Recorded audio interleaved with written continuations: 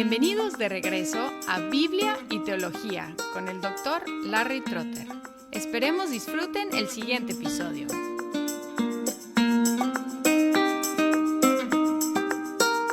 Igual que Éxodo y Levítico, el libro de Números empieza con una vav consecutiva, la palabra y, indicando continuidad con la historia relatada en Levítico. Igual que todo el Pentateuco, Números es generalmente historia didáctica. Al mismo tiempo, contiene una gran variedad de otros géneros, incluyendo, según Dillard y Longman, narrativa, profecía, oración, burla, ley civil, decisión judicial, archivo del templo, poesía, canción de victoria, bendición, carta diplomática, ley religiosa, censo e itinerario. Ya he tocado varias veces la cuestión del autor del Pentateuco en general, y otra vez Números, como todos los libros históricos, es anónimo. Menciona una vez explícitamente la actividad de Moisés de escribir. En 31:2 dice, Moisés anotó los puntos de partida según sus jornadas. También dice muchas veces que Dios habló con Moisés. Desde el primer versículo dice, el Señor habló a Moisés en el desierto de Sinaí. Sigue siendo la revelación de Dios por medio de Moisés. Algunos consideran que las referencias a Moisés en tercera persona lo excluyen como autor, pero usar la tercera persona era una costumbre antigua. E. J. Young tiende a defender todo el libro como mosaico, pero Harrison, Dillard y Longman admiten algunos elementos amosaicos o posmosaicos. El ejemplo más famoso es en 12, versículo 3. Moisés era un hombre muy humilde, más que cualquier otro hombre sobre la superficie de la tierra. Y la cosa aquí es que es difícil imaginar que el hombre más humilde del mundo escribiría eso acerca de sí mismo.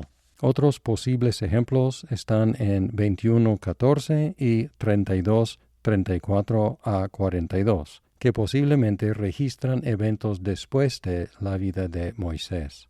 En cuanto a la estructura de Números, con tanta variedad genérica es difícil hacer un bosquejo, pero hay varios bosquejos que nos pueden ayudar.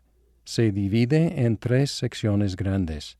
Preparaciones para partir de Sinaí, 1:1 al 10:10, desde Sinaí hasta las llanuras de Moab, 10:11 a 21:35, y luego en las llanuras de Moab, capítulos 22 al 36. Otra cosa que se registra en Números es la transición de la generación que salió de Egipto a la nueva generación que creció en el desierto, y por lo tanto Dillard y Longman siguen el bosquejo de D. T. Olson, quien divide Números en 2 secciones. Primero, el fin de lo viejo, la primera generación del pueblo de Dios salido de Egipto, marchando en el desierto, capítulos 1 al 25, y luego el nacimiento de lo nuevo, la segunda generación del pueblo de Dios, preparando para entrar en la tierra prometida, capítulos 26 al 36. Y la primera sección, según este bosquejo, el fin de lo viejo, se subdivide en preparación e inauguración de la marcha del pueblo santo de Israel, 1 al 10, y luego ciclo de rebelión, muerte y redención del pueblo santo de Israel, con elementos de esperanza, pero finalmente fracaso y muerte para esa primera generación.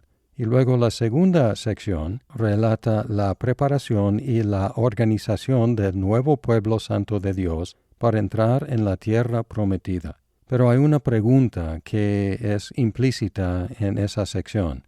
¿Será fiel para entrar en la tierra prometida esta segunda generación? ¿O se rebelará y fracasará como la primera generación? Sirve como una promesa condicional y una advertencia condicional, dependiendo cómo se portaba esa segunda generación. El mensaje de los primeros 25 capítulos tiene que ver con el pecado y el juicio. El pueblo murmuraba, capítulo 11, y los líderes desafiaban a Moisés, capítulos 12, 16 y 17. El colmo de la rebelión fue cuando los espías llegaron con su reporte sobre la imposibilidad de conquistar la tierra, en los capítulos 13 y 14. Y esa rebelión resultó en la muerte de todos los que tenían 20 años o más, excepto Josué y Caleb. Al mismo tiempo, aún en esa sección con tanto pecado y juicio, la fidelidad de Dios es manifiesta, porque no abandonó a su pueblo. El tono de la segunda sección es más positivo y esperanzador. En cuanto a su conexión con los cristianos, Pablo utilizó la experiencia del pueblo de Dios en Números como ejemplo o como tipo para los cristianos, en 1 Corintios 10, 1 al 13. Y aquí está la mezcla de promesa y de advertencia. Porque no quiero que ignoren, hermanos, que todos nuestros padres estuvieron bajo la nube y todos pasaron por el mar. En Moisés todos fueron bautizados en la nube y en el mar. Todos comieron el mismo alimento espiritual y todos bebieron la misma bebida espiritual, porque bebían de una roca espiritual que los seguía. La roca era Cristo. Sin embargo, Dios no se agradó de la mayor parte de ellos, y por eso quedaron tendidos en el desierto. Estas cosas sucedieron como ejemplo para nosotros, a fin de que no codiciemos lo malo, como ellos lo codiciaron. No sean, pues, idólatras, como fueron algunos de ellos, según está escrito. El pueblo se sentó a comer y a beber, y se levantó a jugar. Ni forniquemos, como algunos de ellos fornicaron, y en un día cayeron 23,000. Ni provoquemos al Señor, como algunos de ellos lo provocaron, y fueron destruidos por las serpientes. Ni murmuren, como algunos de ellos murmuraron, y fueron destruidos por el destructor. Estas cosas les sucedieron como ejemplo, y fueron escritas como enseñanza para nosotros, para quienes ha llegado el fin de los siglos. Por tanto, el que cree que está firme, tenga cuidado, no sea que caiga. No les ha sobrevenido ninguna tentación que no sea común a los hombres. Fiel es Dios, que no permitirá que ustedes sean tentados más allá de lo que pueden soportar, sino que con la tentación proveerá también la vía de escape, a fin de que puedan resistirla.